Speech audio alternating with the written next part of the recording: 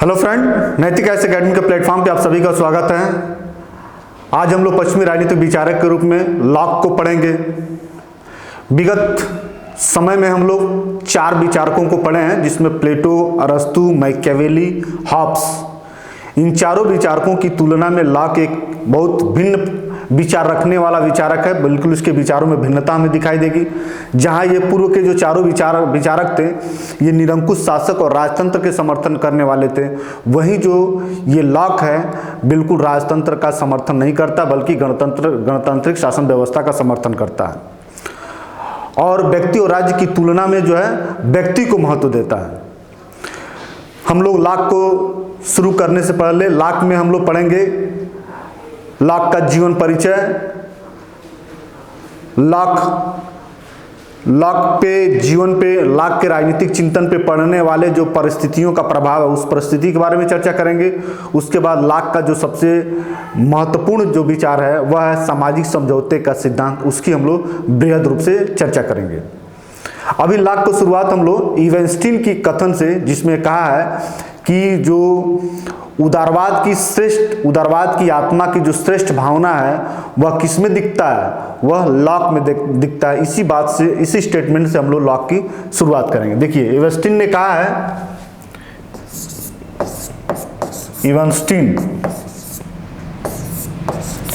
इवेंस्टीन ने कहा है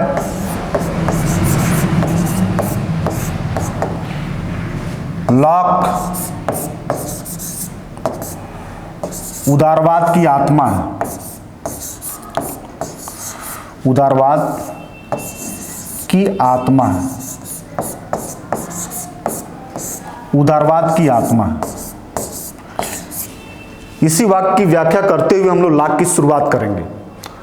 पहले ये जान लीजिए कि जो लॉक है ये उदारवाद का आत्मा किस रूप में कहा जाता है। उदारवाद राजनीतिक विचार में एक ऐसी विचारधारा है जो व्यक्ति और राज्य की तुलना में व्यक्ति को महत्वपूर्ण मानता है और इसका यह मानना है कि जो स्वतंत्रता है वह व्यक्ति की मूलभूत आवश्यकता है। बिना स्वतंत्रता के व्यक्ति की कल्पना नहीं की जा सकती है, न ही व्यक्ति की विकास की कल्पना की जा सकती है। तो जो उदारवादी विचारक हैं वह मनुष्य की स्वतंत्रता को ध्यान में रख के अपनी संपूर्ण विचारधारा, अपनी सारी बातें वो कहते हैं और उनका यह ध्येय रहा है कि मनुष्य तभी विकास करता है जब उसको पूर्ण स्वतंत्रता मिलती हो और मनुष्य स्वतंत्रता के बिना मनुष्य हो ही नहीं सकता है। न उसकी बौद्धिक विकास हो सकती है, न ही उसकी शारीरिक विकास हो सकती है, न ही किन्हीं अन्य प्रकार की जरूरतों को पूरा कर सकता है। जितनी भी सामाजिक संस्थाएं हैं वह सारी संस्थाएं मनुष्य की स्वतंत्रता के विकास करने में एक साधक है। साध्य क्या है, उद्देश्य क्या है? सारी संस्थाओं को गठन करने का मुख्य उद्देश्य है व्यक्ति की स्वतंत्रता को सुरक्षित करना। तो राज्य की भी जो स्थापना हुई है वह कहीं ना कहीं व्यक्ति की स्वतंत्रता को सुरक्षित रखने के लिए किया गया है, न कि राज्य के द्वारा व्यक्ति की स्वतंत्रता को नियंत्रित करना। ठीक है। कुल मिलाजुला के जो उदारवादी सोच है, इस उदारवाद में यह माना गया है कि जो मनुष्य की स्वतंत्रता है यही सबसे महत्वपूर्ण है। अब उदारवादी विचारधारा में स्वतंत्रता को लेकर बहुत सारी तर्क और वितर्क भी है। कुछ लोगों का यह मानना है कि बिना किसी प्रतिबंध के, विदाउट हस्तक्षेप वाली स्वतंत्रता की बात करते हैं। कुछ लोग कहते हैं कि नहीं, युक्त प्रतिबंध लगना चाहिए, उसके अंतर्गत स्वतंत्रता मिलनी चाहिए। कुछ लोगों का यह मानना है कि स्वतंत्रता इसको बाई नेचर मिला है, बाई बर्थ मिला है, जन्म से ही जन्मसिद्ध अधिकार के रूप में स्वतंत्रता मिली है।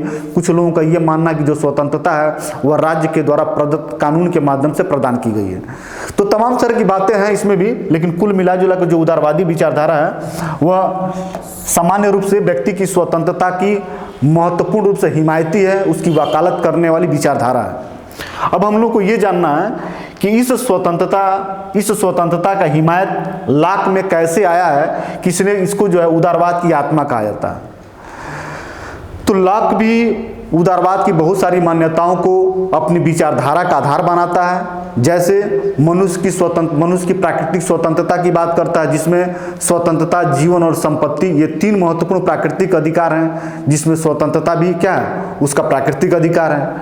राज्य मानव निर्मित है। राज्य और व्यक्ति की तुलना में व्यक्ति महत्वपूर्ण है। शासन के रूप में वो निरंकुश शासन तंत्र की बात नहीं करता है, बल्कि वह गणतंत्र की बात करता है। ठीक इसी प्रकार मनुष्य जो मनुष्य है उसके बुरे स्वभाव की बात नहीं करता है, बल्कि एक अच्छे स्वभाव की बात करता है कि मनुष्य क्या है, अच्छा स्वभाव वाला व्यक्ति है। मनुष्य में अच्छाइयाँ ज़्यादा है, बुराइयाँ बहुत कम है। जैसे कि मनुष्य के स्वभाव के बारे में हम लोग मैकियावेली को पढ़े, हम लोग हॉब्स को पढ़े।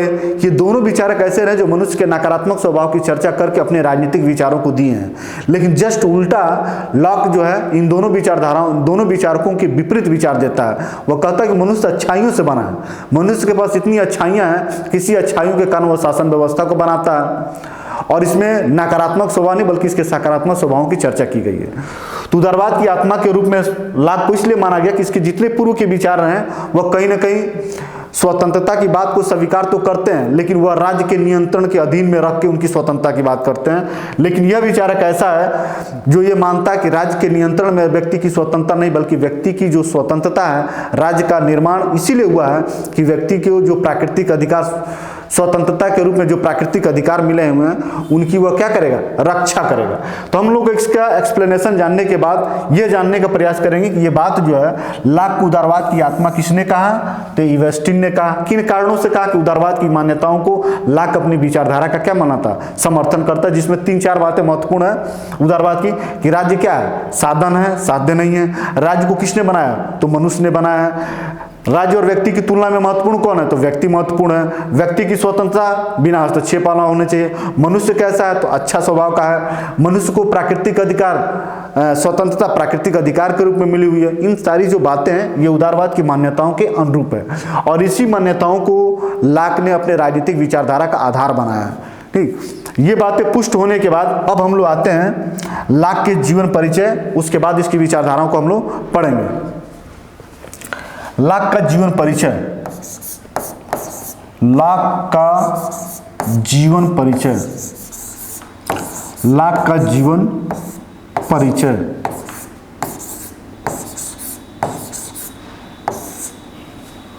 लॉक का जीवन परिचय,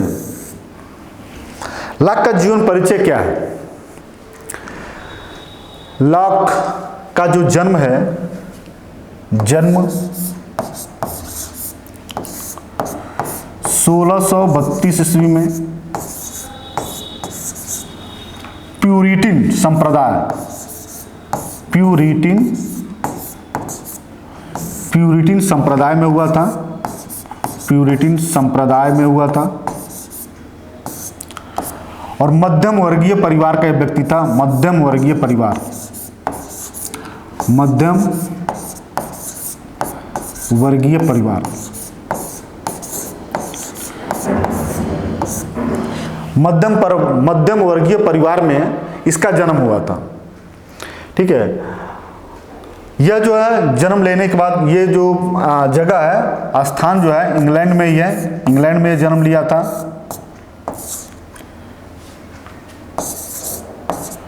इंग्लैंड में जन्म लिया था। एक चीज ध्यान रखिएगा कि सामाजिक समझौते के सिद्धांत में हॉब्स, लॉक, रूसो जो है इनके क्रम को पूछा है जन्म स्थान के अनुसार, जन्म समय के अनुसार। या कभी कभी क्या करता है, जो विचारक होते हैं उन विचारों को क्रम उनके जन्म समय के अनुसार उनको क्रम बनाने के लिए दे देता है। तो कुछ याद रहे चाहे न याद रहे, इनकी मृत्यु का डेट याद रहे चाहे न याद रहे, लेकिन इनका जन्म का जो समय है इसको याद करके रखना थोड़ा जरूरी है, क्योंकि 4-5 विचारकों को उसको जन्म के अनुसार उसके क्रम बनाने के लिए दे देता है। तो हम लोग प्लेटो को पढ़े, अरस्तु को पढ़े, मैकियावेली को पढ़े, हॉब्स को पढ़े, अब लॉक को पढ़ रहे हैं। इनका जीवन परिचय हम लोग को जानना है। चूंकि इसी क्रम में भी पढ़ रहे हैं, ये भी है कि यदि हमको जन्म समय न याद रहे तो भी, जैसे प्लेटो का जन्म अरस्तु के पहले है, प्लेटो के बाद ही अरस्तु है, अरस्तु के बाद ही मैकियावेली आया होगा, मैकियावेली के बाद ही हॉब्स आया है, हॉब्स के बाद ही क्या है, लॉक है। यदि इस क्रम में भी हमको विचारकों का जो विचारक है उनको याद है तो हमें डेट ऑफ बर्थ उनका याद नहीं है तो भी हमारा क्रम बनाना क्या होगा, आसान हो जाएगा। लेकिन यदि हमको डेट ऑफ बर्थ उनका याद है तो और 100% सुनिश्चित हो जाएगा कि हम उनको क्या करें, उनके क्रम को हम लोग बना लेंगे। जन्म प्यूरिटन संप्रदाय में हुआ और मध्यम वर्गीय परिवार में हुआ। स्थान कहाँ है, इंग्लैंड में हुआ। शिक्षा जो है, शिक्षा इसने एमए की जो डिग्री है, एमए की डिग्री ऑक्सफोर्ड विश्वविद्यालय से इसने लिया है। ऑक्सफोर्ड विश्वविद्यालय, ऑक्सफोर्ड विश्वविद्यालय, ऑक्सफोर्ड विश्वविद्यालय से लिया है। इसको और कायदे से लिख देते हैं, ऑक्सफोर्ड विश्वविद्यालय।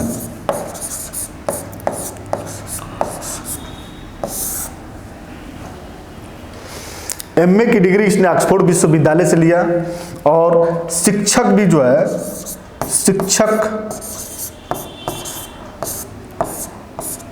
ऑक्सफोर्ड विश्वविद्यालय में भी शिक्षक के रूप में नियुक्त भी हुआ। प्रतिभाशाली था तो ऑक्सफोर्ड विश्वविद्यालय में शिक्षक के रूप में इसकी नियुक्ति हुई, लेकिन शैक्षणिक कार्य करने में इसको मन नहीं लगता था। शैक्षणिक कार्य में मन नहीं लगने के कारण यह डॉक्टरी की पढ़ाई करना चाहता था, तो डॉक्टरी की डिग्री से एमए की डिग्री पर मिल नहीं सकती थी। इसलिए एक सुविख्यात प्रसिद्ध डॉक्टर के संपर्क में रह के इसने डॉक्टरी सीखने का प्रयास किया। लगभग 8-10 सालों तक उसके संपर्क में रहने के बाद एक बहुत अच्छा यह चिकित्सक भी बन गया। शिक्षक के बाद यह क्या बन गया? चिकित्सक बन गया।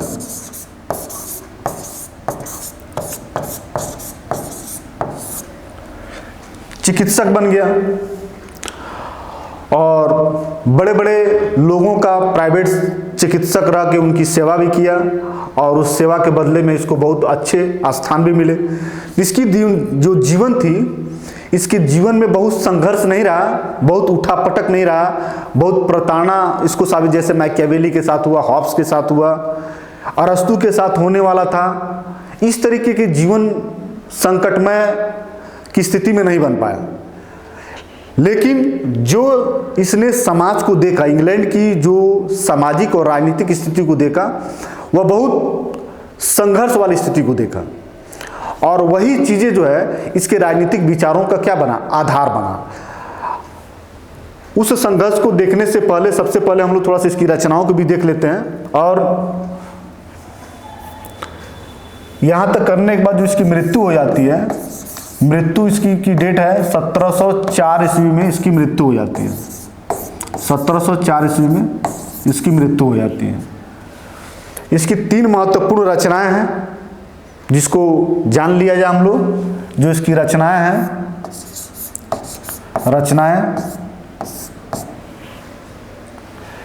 लेटर्स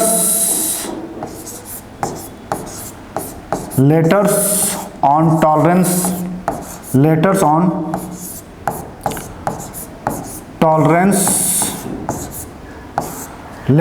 टॉलरेंस, यह है 1689 की। लेटर्स ऑन टॉलरेंस 1689 की है। Two treatise on government, two treatise on government, two treatise on government, ये 1690 की है। ऐसे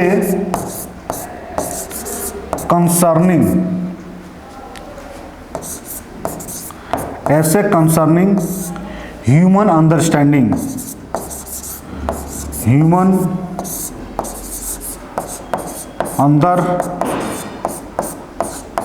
अंडरस्टैंडिंग, ये भी 1690 की है। इन तीनों किताबों में जो सबसे महत्वपूर्ण किताब है, ये सबसे महत्वपूर्ण बुक यही है। सबसे महत्वपूर्ण पुस्तक ऐसे कंसर्निंग ह्यूमन अंडरस्टैंडिंग, ये इसकी तीनों की पुस्तकों में सबसे महत्वपूर्ण पुस्तक है। और इसका पब्लिकेशन याद कर रखना पड़ेगा क्योंकि इसके पब्लिकेशन को कई बार जो है परीक्षाओं में पूछा है। ठीक है, इन किताबों को, इन रचनाओं को, उपलब्धियों को जानने के बाद अब हम लोग जो है इसके राजनीतिक प्रभाव पे पड़ने वाली जो परिस्थितियां हैं उनको जाना जाए। ठीक है, लाख पर पड़ने वाले परिस्थितियां, लाख पर पड़ने वाले तात्कालिक परिस्थितियां,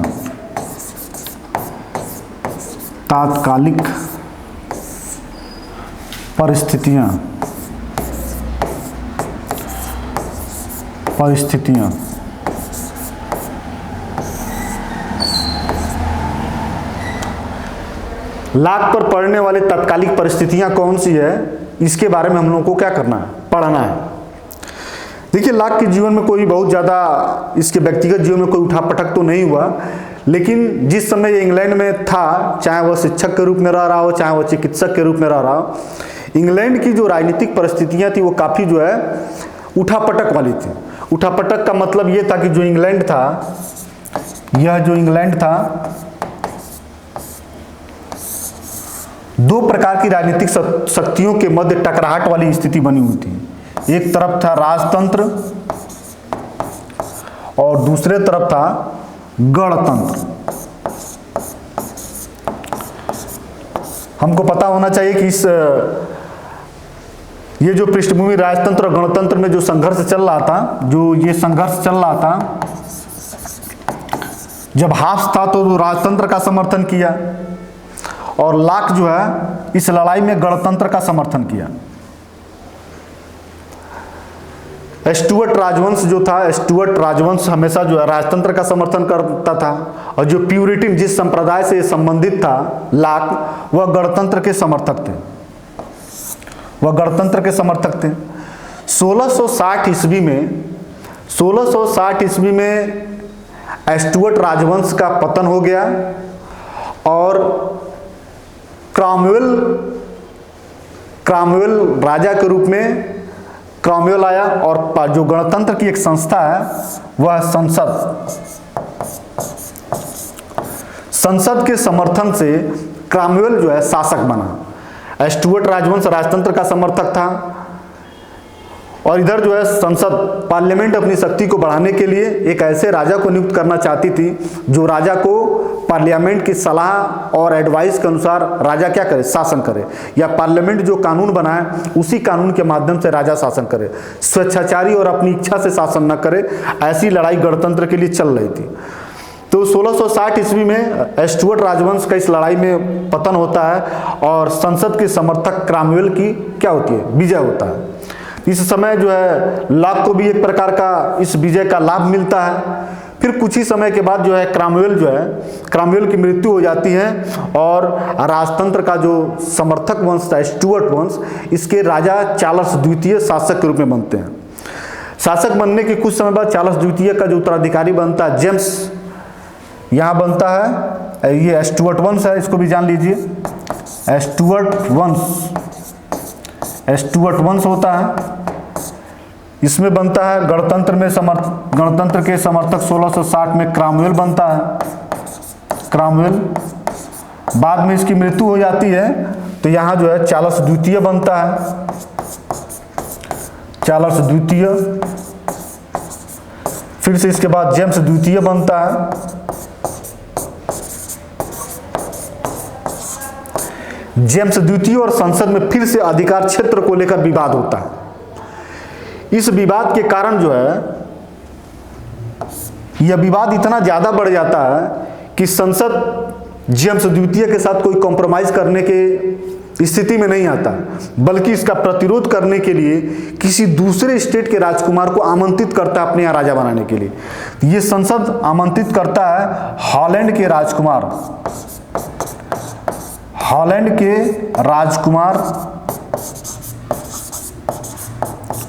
विलियम को। हॉलैंड के राजकुमार विलियम को वहां की जो पार्लियामेंट है इंग्लैंड की, वहां की पार्लियामेंट ने जेम्स द्वितीय का प्रतिरोध करने के लिए, जेम्स द्वितीय से के अधिकारों को समाप्त करने के लिए या इसको हटाने के लिए हॉलैंड के राजकुमार विलियम को आमंत्रित करते हैं। और जब हॉलैंड के जो राजकुमार विलियम यहाँ आते हैं तो जेम्स द्वितीय की क्या हो जाती है, पराजय हो जाती है और विलियम को संसद वहाँ का क्या बना देता है, वहाँ का शासक बना देते हैं। ये सारी चीज़ें जो है किसी सैन्य टकराहट से नहीं, बल्कि केवल बातों से और आने जाने से लेकर ये संघर्ष चल रहा है। जेम्स द्वितीय हट जाते हैं और हालैंड के राजकुमार विलियम जो है पार्लियामेंट के समर्थन से इंग्लैंड के शासक बन जाते हैं। चूंकि ये पार्लियामेंट के समर्थक होते हैं विलियम, तो पार्लियामेंट अपनी शक्ति को वृद्धि करने के लिए और राजा की निरंकुश शक्तियों को सीमित करने के लिए एक अधिकार पत्र जारी करा के विलियम से क्या करती है, साइन करवा लेती है। तो विल ऑफ राइट्स, इसी विलियम ने उस अधिकार पत्र पे साइन करके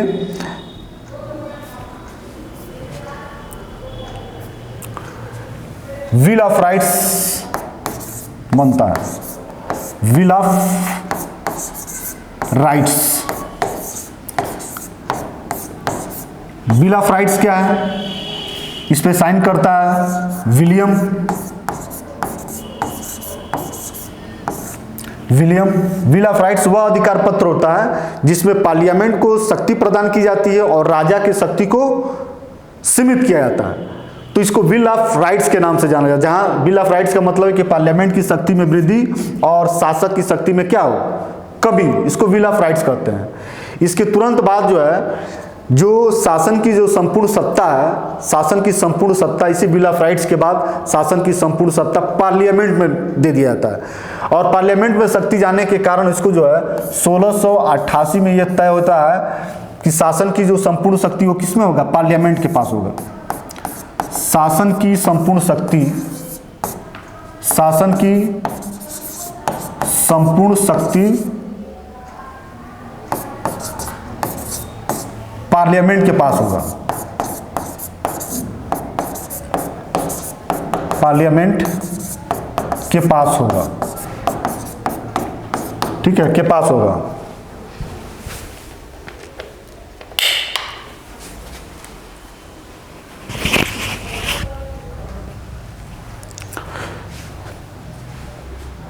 ठीक है, शासन की संपूर्ण शक्ति पार्लियामेंट के पास होगा। इसी चीज को कहा गया रक्तहीन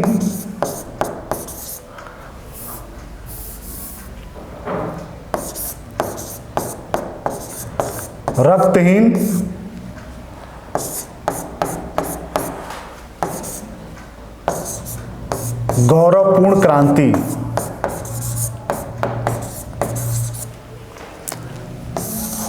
सोलह सौ अट्ठासी में जब ये सत्ता जो है, सत्ता राजतंत्र से निकलकर गणतंत्र के पास आ गया या राजा से निकल के ये सीधे पार्लियामेंट में आ गई, बिना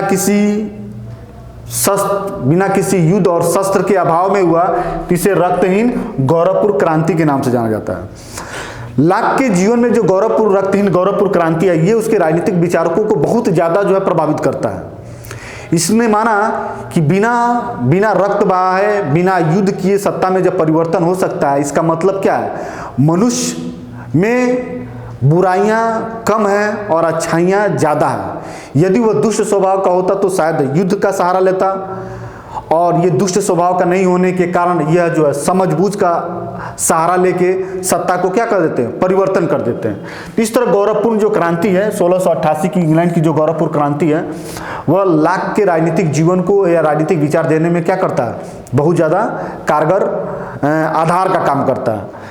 इन्हीं सब परिस्थितियों का जो रोल रहा, जो भूमिका रही लाक के राजनीतिक जीवन को शुरुआत करने में, जिनका सबसे ज़्यादा रहा। इसके बाद से जो हम लोग को ये पढ़ना है कि यही कारण जो है सामाजिक समझौते के सिद्धांत देने के लिए क्या किया, प्रेरित किया।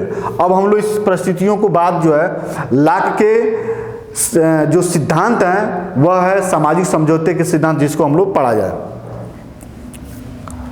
लाक के सामाजिक समझौते का सिद्धांत,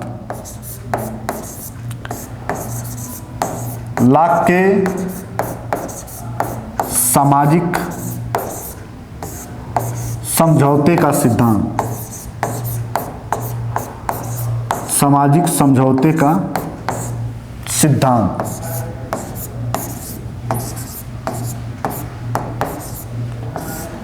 लाक के सामाजिक समझौते का सिद्धांत, ठीक है। लाक के सामाजिक समझौते के सिद्धांत को अभी हम लोग जस्ट थोड़ा देखते हैं, 1 मिनट रुक जाइए।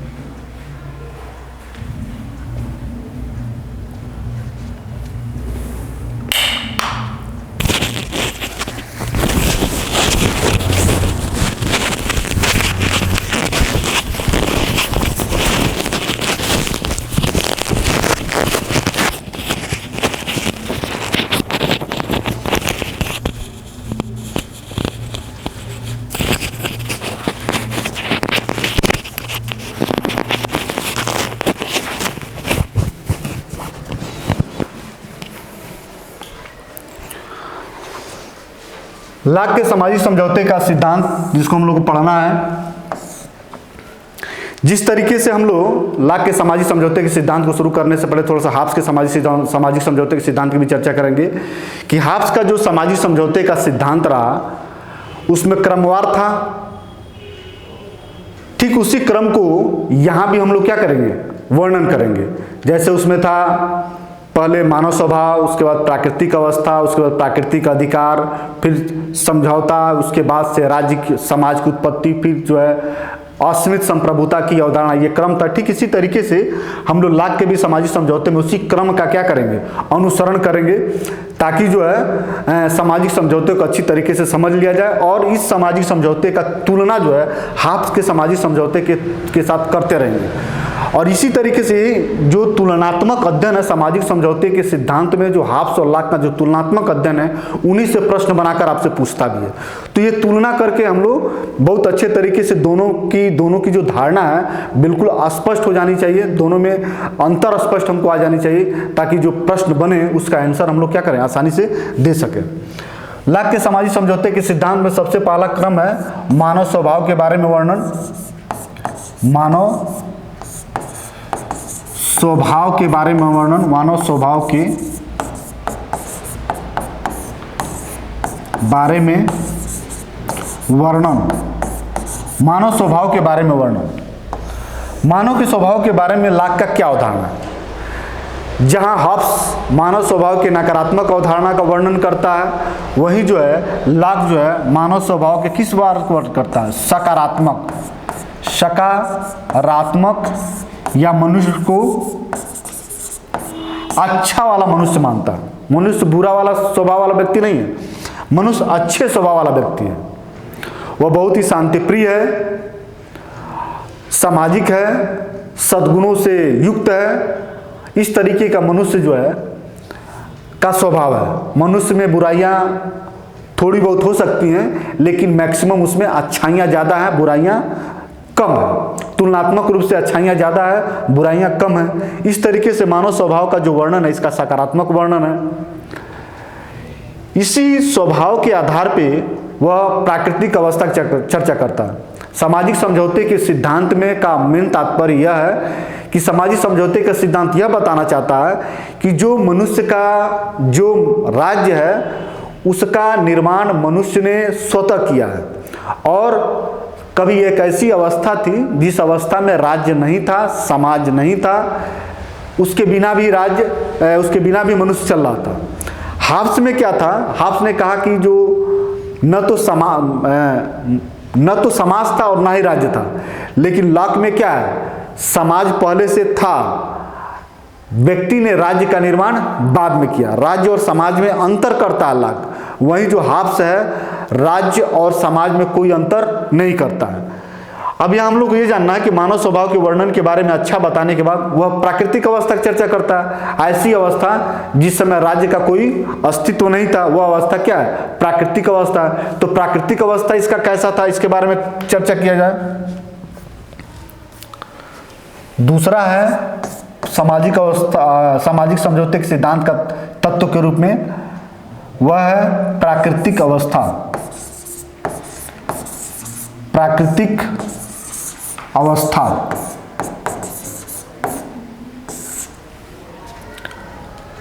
प्राकृतिक अवस्था क्या है?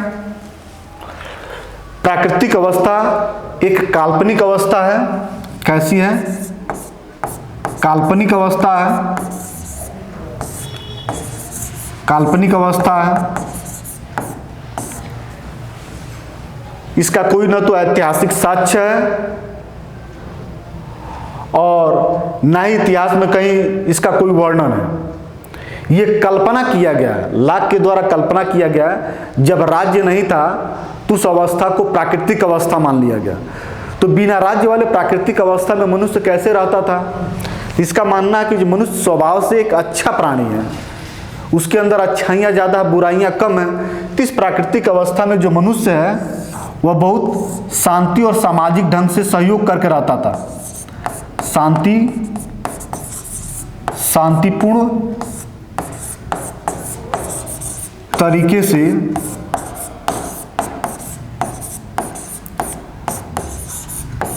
रहता था और एक दूसरे को सहयोग करता था, सहयोग की भावना से, सहयोग की भावना से रहता था, सहयोग की भावना से रहता था। जो प्राकृतिक अवस्था वो काल्पनिक अवस्था, राजविहीन की अवस्था है। इसमें मनुष्य, चूंकि मनुष्य में अच्छाइयाँ ज़्यादा, इसलिए वह क्या करता था, शांतिपूर्ण तरीके से रहता था, सहयोग की भावना से, सहयोग की भावना से वह रहता था। इस प्राकृतिक अवस्था में मनुष्य को प्राकृतिक अधिकार मिले हुए थे। उन प्राकृतिक अधिकारों का प्रयोग करते हुए शांतिपूर्ण और बहुत सुखमय जीवन व्यतीत कर रहा था।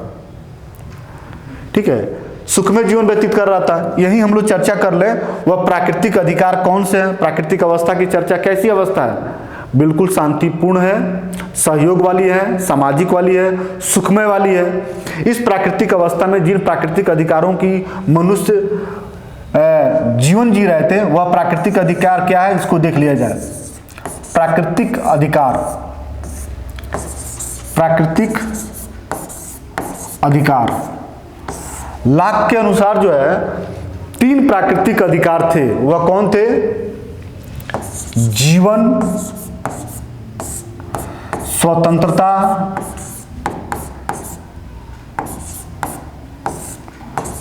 और संपत्ति, और संपत्ति। ये 3 महत्वपूर्ण प्राकृतिक अधिकार जो है किनको मिला हुआ था, प्रत्येक मनुष्य को मिला हुआ था। जैसे ही मनुष्य जन्म लेता है वैसे ही उसको क्या है, ये तीनों अधिकार उसको मिले हुए थे, जिसमें इन तीनों अधिकारों में सबसे महत्वपूर्ण वह संपत्ति के अधिकार को मानता है। और यही संपत्ति को परिभाषा भी देता है कि संपत्ति क्या है। तो संपत्ति मनुष्य का प्रयास और परिश्रम है। कैसे प्रयास और परिश्रम है, इसने ये बताया कि प्रकृति प्रदत्त वस्तुओं में, प्रकृति ने जो भी वस्तु का निर्माण किया है, उस निर्माण में मनुष्य अपनी आवश्यकता के अनुसार परिश्रम करके कोई नई चीजें बनाता है, वह क्या हो जाएगी, वह संपत्ति हो जाएगी। संपत्ति क्या है, प्रकृति प्रदत्त वस्तुओं में मनुष्य द्वारा मिली हुई श्रम के माध्यम से जो सृजित होता है वह संपत्ति है। प्रकृति द्वारा प्रदत्त कोई भी चीज संपत्ति नहीं है। जैसे कोई पेड़ या वृक्ष है, इस पे फल लगा हुआ है, तो वह फल किसी व्यक्ति का नहीं है, वह पेड़ किसी व्यक्ति का नहीं है, क्योंकि प्रकृति ने बनाया, प्रकृति से सृजित है फल, उस पे सभी का अधिकार है, किसी एक व्यक्ति का अधिकार नहीं है। यदि किसी व्यक्ति ने पेड़ को स्वतः लगाया, इसकी सिंचाई किया, इसकी देखरेख किया, बड़ा होने पर इसमें फल लगे, फल को देखभाल किया, ये सारे पेड़ और फल किसके हुए, ये पेड़ और फल जो है संपत्ति बन गई, किसकी, व्यक्ति की बन गई। तो संपत्ति सृजन का मुख्य आधार मनुष्य का अपना स्वतः का परिश्रम है। तो जिस प्रकृति प्रदत्त वस्तु में मनुष्य अपना श्रम मिला देता है, वह उसी श्रम से संपत्ति का सृजन होता है। संपत्ति के सृजन का मुख्य आधार मनुष्य का श्रम और परिश्रम है। इसी से संपत्ति सृजित होती है। और संपत्ति हमेशा क्या होगी, निजी होगी। जिस मनुष्य ने श्रम लगाया उस मनुष्य की वह संपत्ति हो जाएगी। और इसी संपत्ति की सुरक्षा के लिए वह क्या करता है, राज्य की स्थापना करता है। तो संपत्ति की परिभाषा दिया गया, और संपत्ति ही जीवन और स्वतंत्रता का क्या है, इन तीनों में महत्वपूर्ण संपत्ति का ही अधिकार है। इसी अधिकार पे स्वतंत्रता भी सुनिश्चित है और जीवन भी सुरक्षित है। इन अधिकारों को जानने के बाद अब ये जाना जाए कि कौन सी ऐसी दिक्कत उत्पन्न हुई जिसके कारण ये आपस में समझौता करके राज्य को स्थापना करते हैं। जिस प्राकृतिक अवस्था सुखमय की अवस्था थी, शांतिपूर्ण थी, बिना संघर्ष की थी, बिना किसी प्रकार की लोचा की थी, तो फिर क्या ऐसी जरूरत पड़ी जिसके कारण लोगों ने क्या किया, समझौता करके राज्य जैसी संस्था का उत्पन्न किया। तो लाक ने बताया कि इस प्राकृतिक अवस्था सुखमय होने के बावजूद भी 3 प्रकार की दिक्कतें थी। उन्हीं तीनों दिक्कतों के कारण मनुष्यों ने आपस में समझौता करके राज्य नामक संस्था का क्या करता है, स्थापना करता है। तो उसको देखा जाए, दिक्कत क्या थी, प्राकृतिक अवस्था की दिक्कत क्या थी। प्राकृतिक अवस्था प्राकृतिक अवस्था की कमियां, प्राकृतिक अवस्था की कमियां। हम लोग को प्राकृतिक अवस्था की कमियां चाहिए।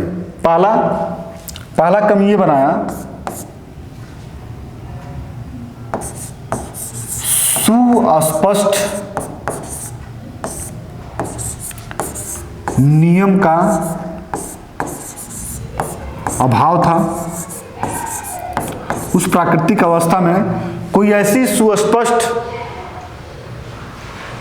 नियम नहीं था जिस नियमों को पालन करके मनुष्य अपनी समुदाय में उत्पन्न होने वाली समस्याओं का क्या कर सके, समाधान कर पाए। तो एक सुस्पष्ट नियम नहीं था, मौखिक था, लोग जानते समझते तो थे कि हम अपने अधिकारों का प्रयोग करेंगे, दूसरे के अधिकारों में जो है क्या करेंगे, हस्तक्षेप नहीं करेंगे। इस तरीके का हस्तक्षेप ना हो, अपने अधिकार तक अपने आप को सीमित हो, इस तरह का कोई नियम नहीं था। तो सुस्पष्ट नियम का अभाव था। दूसरा, नियम को लागू करने वाले नियम को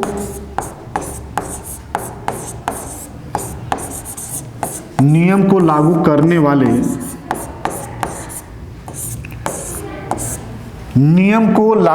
वाले नियम को लागू करने वाले निष्पक्ष संस्था नहीं थी। जैसे ये नियम था, हमें अपने प्राकृतिक अधिकारों का प्रयोग करना चाहिए, दूसरे के प्राकृतिक अधिकारों में कोई हस्तक्षेप नहीं करना चाहिए, ये नियम था। लेकिन इस नियम को सही तरीके से लागू करने वाला कोई निष्पक्ष व्यक्ति नहीं था। इस अधिकारों का प्रयोग करते करते कहीं ना कहीं कुछ ना कुछ टकराहट या विवाद जैसी समस्या उत्पन्न हो जाती थी। तो ये भी कम था कि नियम को लागू करने वाले जो है निष्पक्ष संस्था नहीं थी। तीसरी दिक्कत,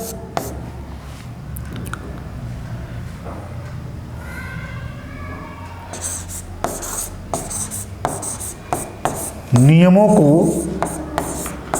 क्रियान्वयन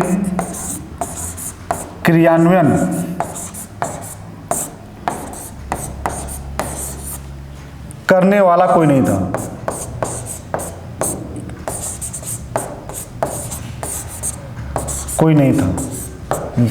ठीक है, नियम को लागू करने वाले कोई, नियम को क्रियान्वयन या उसकी व्याख्या, क्रियान्वयन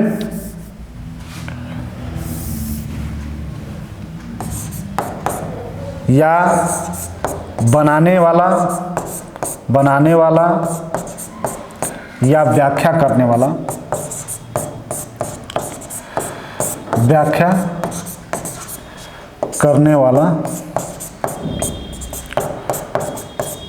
कोई नहीं था। सुस्पष्ट नियम का अभाव था, नियमों को लागू करने वाला कोई नहीं था, निष्पक्ष संस्था नहीं थी, और जो नियम थे उसको क्रियान्वयन करने वाला या उसकी व्याख्या करने वाला और नियमों को बनाने वाली कोई एक संस्था नहीं थी।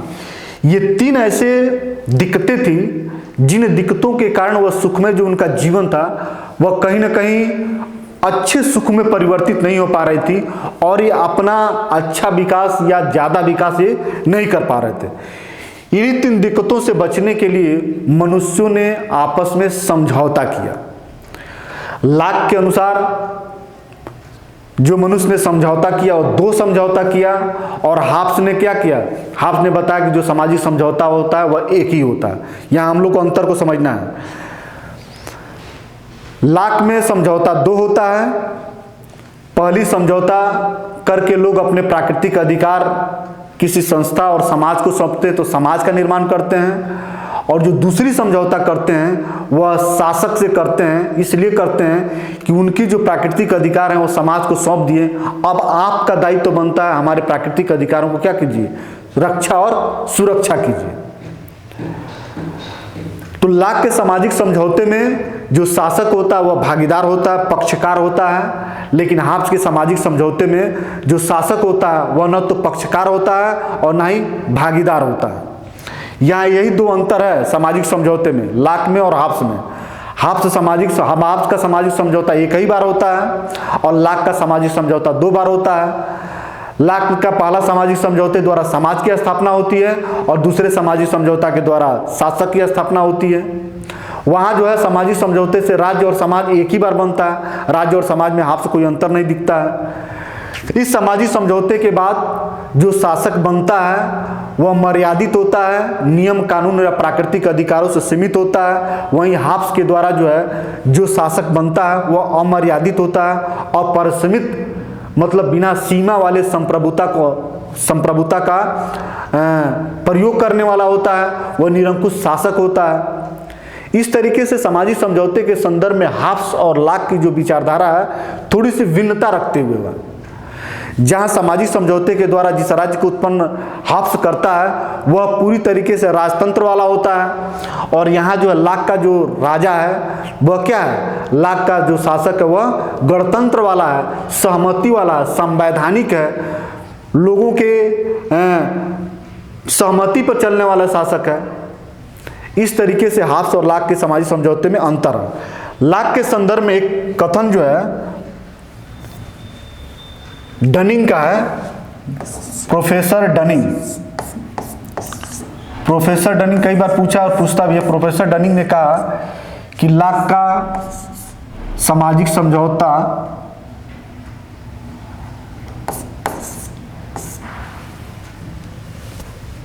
लाक का प्राकृतिक अवस्था, लाक का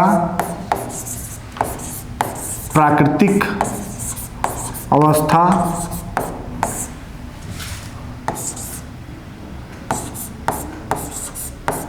सामाजिक है तथा पूर्व राजनीतिक है।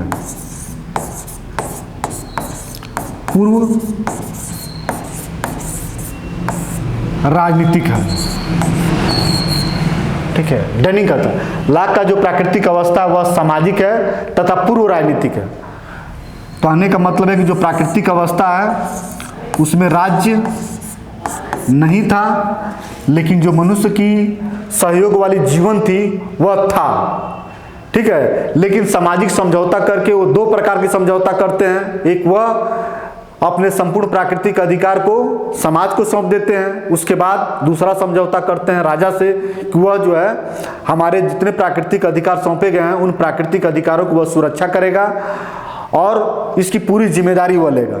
यदि शासक लोगों के प्राकृतिक अधिकारों को सुरक्षा करने में असमर्थ होता है या उनकी सुरक्षा को कायम रखने में किसी प्रकार की कोई दिक्कत होती है तो लोगों को यह अधिकार होगा कि वह शासक की सत्ता को फिर से पुनः क्या करे, बदल दे। किसी एक शासक की जगह पे फिर उस दूसरे शासक को लाए जो उनके प्राकृतिक अधिकारों को सुरक्षा प्रदान करता हो, जो उनके अधिकारों की रक्षा करता हो।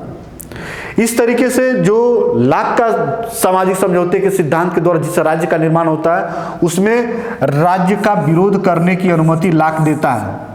राज्य का विरोध